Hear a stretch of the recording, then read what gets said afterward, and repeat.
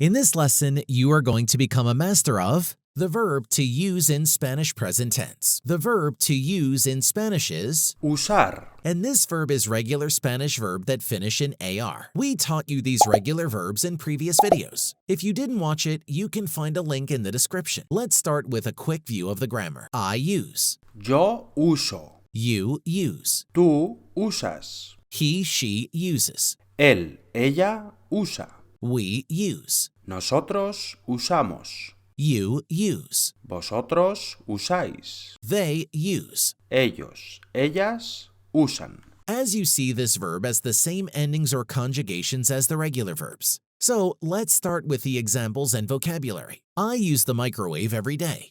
Yo uso el microondas todos los días. Do you use the computer at home? ¿Usas el ordenador en casa? You never use the elevator. Tú nunca usas el ascensor.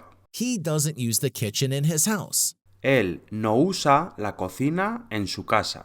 They use the living room when they have guests. Usan el salón cuando tienen invitados. We don't use balcony of the house. No usan el balcón de la casa.